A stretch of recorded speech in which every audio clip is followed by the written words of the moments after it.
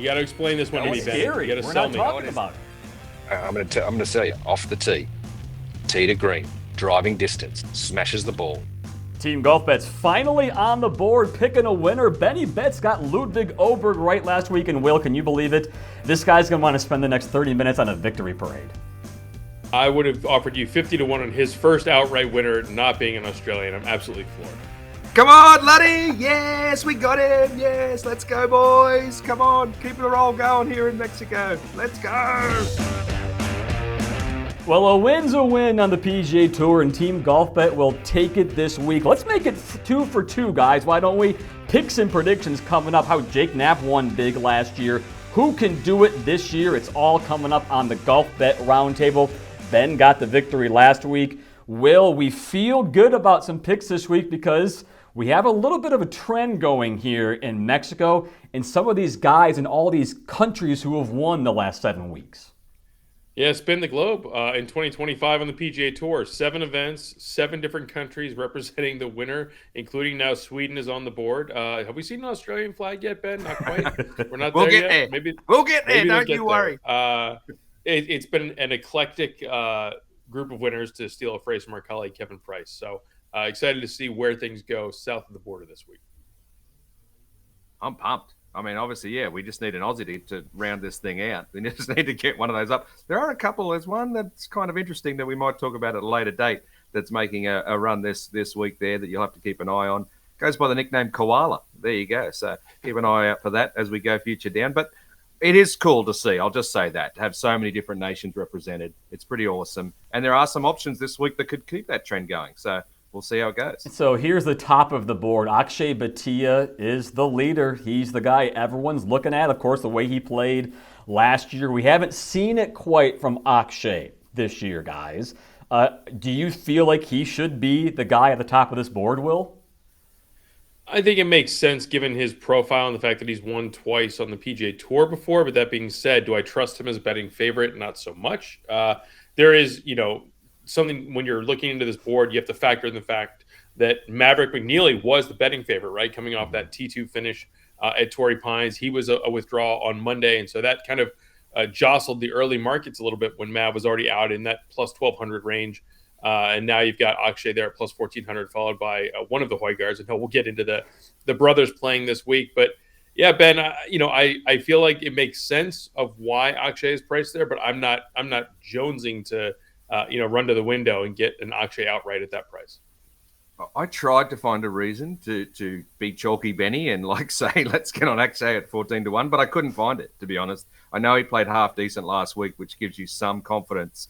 And look, he may well play well and he may well win because he's a quality player, but this is a bomber's paradise. This is where guys can just absolutely have at it off the tee.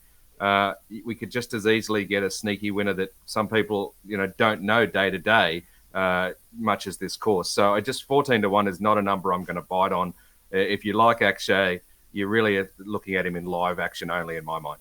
We've already had an American winner too, guys, so it's irrelevant. If we want to make it 8 for 8, maybe somebody on this list could make it 8 for 8. I know Kevin Yu is not the only one. CT Pan from Chinese Taipei could all win this thing. Aaron Rai is not the only guy from England. Rasmus has his twin brother.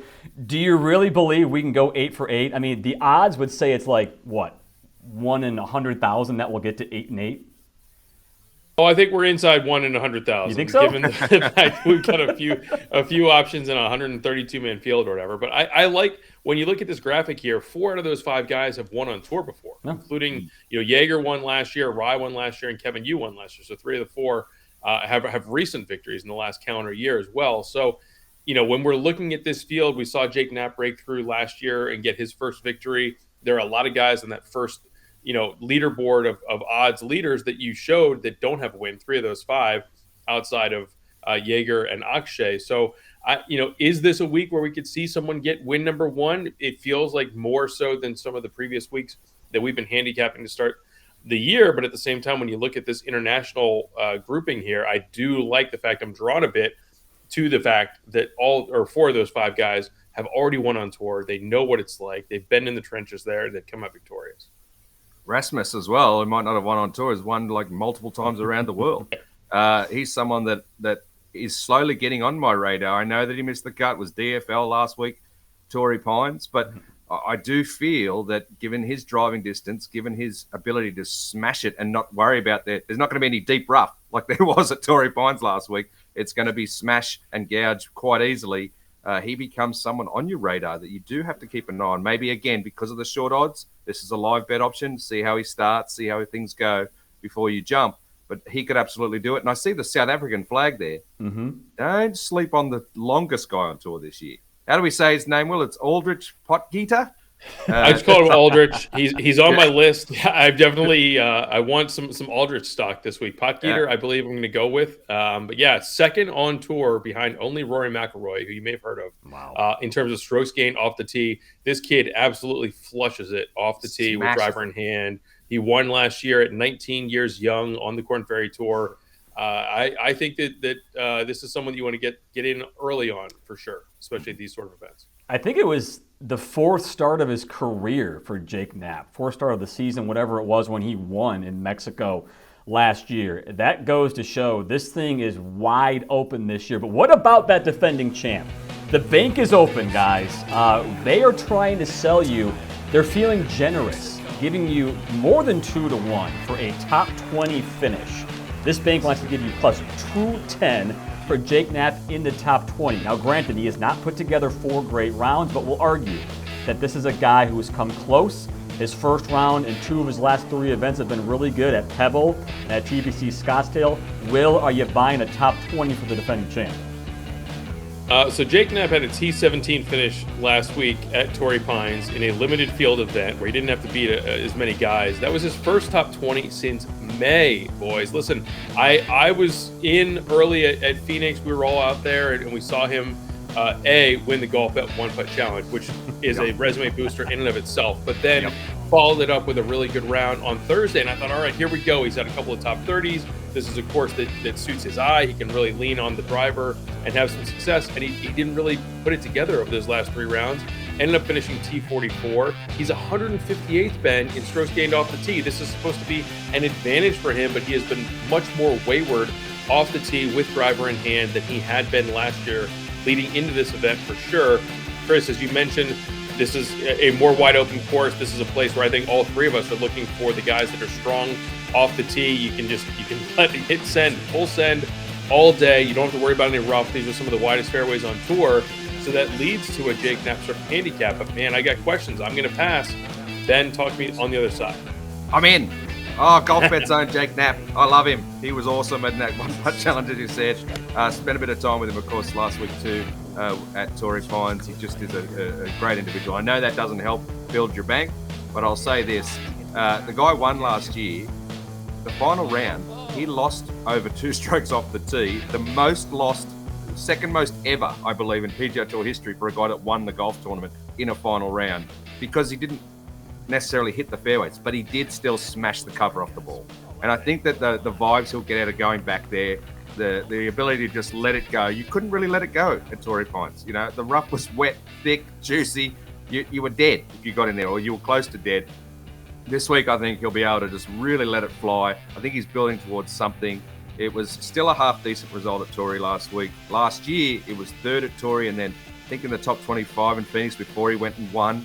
He was building to something. I'm going to give him the benefit of the doubt and say he's building to something, and he's going to take the good vibes as the defending champ and build our bank there at 2.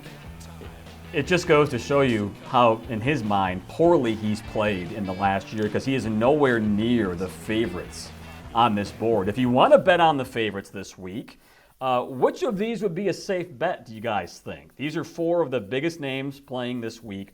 Akshay, Bhatia for a top 10, the rest for a top 20. All of these similar odds.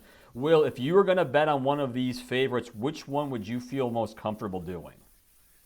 So first off, I'm eliminating Patrick Rodgers. I feel like there could be a significant letdown factor for him coming off of last week. He's a well-documented search for win number 1. He was in the final group on Sunday, had a really good chance, and then just let it slip away. So I just wonder where his emotions are heading into this week, and wouldn't be surprised to see him kind of stray a little bit. Of these other 3, I'm going to lean on Stefan Jaeger as a guy who, again, is very strong off the tee, has won before. He won last year at the Houston Open. Before that, he was T3 here. This is the sort of golf course where, again, he's had that aggressive style, shot a 58 on the Korn Ferry Tour back in the day. And I really think that he's kind of one of those players that is ready to jump a tier in terms of how he is perceived on tour. A second win could do that, but certainly a top 20 there at plus money on this golf course. Sign me up.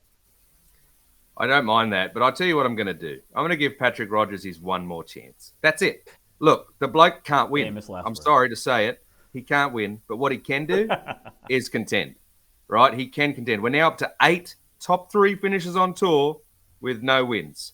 And I was going to give him the benefit of the doubt last week, because, Mav McNeely, just sensational golf to surge up that leaderboard. And Ludwig Oberg, pretty decent player, right? But Patrick Rodgers was still 10 under with 8 holes to go and 2 par 5s to come. So he should have done better than he did with the T3. That being said, 3 times in Mexico, 3 top 10s. Coming off a good finish, should have good vibes. If he can't continue to play well off the back of that, dead. I wouldn't touch him in the outright market. I wouldn't go anywhere near that 22. It's not enough. You need triple that if you're ever considering Patrick Rodgers to be a winner. And even then, you would probably stick away. But I do think with all the worlds colliding, this is his moment to say, I am a new player. I am a new guy. Keep me in your mind. Keep him in mind. All you got to do is finish 20th place. The guy doesn't need to win the golf tournament. So you Correct. like Rodgers. Will, you like Stefan Jaeger. Will, who else do you like?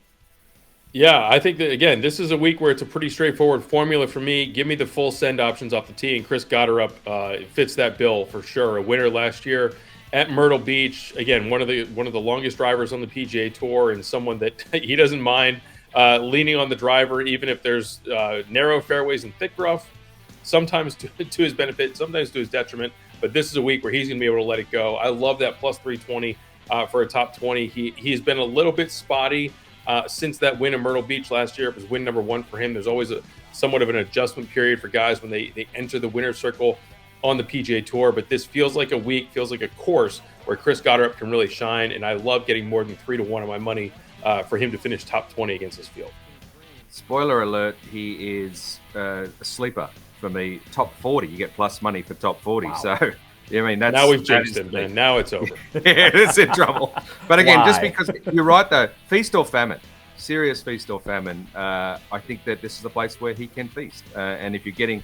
You were talking bank builder on Jake Knapp. I figure this bloke at plus money for a top 40 could be a nice bank builder for people out there. So we like Gotterup, and we also want to have some fun with the Hojgaard twins. Ben, take us through your top 20 parlay you've got on the Hojgaards. I mean, I think we don't give enough credit to the fact that these are identical twins or twin guys that are playing on the PGA Tour. Like, that's enough to be sensational. Like, you just don't get that in worldwide sports where this happens. And to see them both in the mix, I think that it would be a little bit of fun. I think, as I said, all things being equal, Rasmus is a smasher of the golf ball. He's really good in driving distance, has been really good relation to par from outside 200 yards, which is a big factor this week. There are almost 50% of the shots will be from outside 200 yards on approach, and the winners over the years have birdied or better at least half of those on their way to victory. So he's good in that regard. And then you've got Nikolai, who will be feeling a little bit left out. This is the Ryder Cupper. He's just watched Ludwig win, and his brother, played really well in Phoenix. There was one point where we had a mad dasher who was going to be top Hojgaard in Phoenix. That was kind of fun as well. And this just, to me, is a fun bet, right? You've got these two. I think they could both feed off each other. They could both play well. And don't be surprised if either of them or one of them wins on the PGA Tour soon. You get both of them top 20. That's going to be a plus 466 parlay. Wow. Will, what do you think about that? I think it'd be fun to see them both in the mix. You're going to have to do a little bit of that Spider-Man gif and figure out which Hojgaard twin you're seeing holding birdie putts down at VidantaWorld. But it's really quite an interesting comparison. As Ben mentioned, Nikolai seemed like he edged out ahead, getting on that Ryder Cup team at Marco Simone.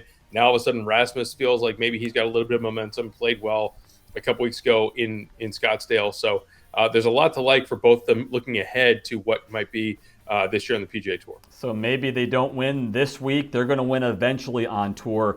Let's pick the winner this week, shall we, boys? Ben and I are both on one man named Alex Smalley. And the reason, Ben, I think you and I both talked ourselves into this being a stats-focused week. Guys who hit the ball a long way, going to keep giving themselves birdie chance after birdie chance after birdie chance, and Alex Smalley does exactly that. By the way, 2 pretty good finishes in his last 3 events, I believe T11 and T21, 2 of the last 3 weeks. What else do you like about this guy? He needs to win one. He can do it this week. I really like what I saw in Phoenix in that, not that he backed from being in the final group on Saturday, but that he learned from that, right? That he took that and was able to take something from that. And we'll see that hopefully in practice here at VidantaWorld. What, 3rd strokes going tee to green on tour or total or something along those lines? 7th total and 3rd tee to green. There you go. So he's got everything working in his favor. Again, another guy that fits the outside 200 yards relation to pass so far this season. He's able to get that done. So he's on the radar for all the right reasons statistically. As I said, I'm really banking on that. Those nerves that he felt on the weekend in Phoenix is something he's going to learn from. He's not going to have crowds like that at VidantaWorld, all due respect. So he's going to have a little bit more ability to get things done without the nerves going up quite so high. And it just trending in the right direction. Like we said last year, when you looked at basically 80% of winners on tour, they had a top 20 in their previous 3 starts. He's definitely done that. Let's go, Alex. So I love the argument, and I'm using it for a different player.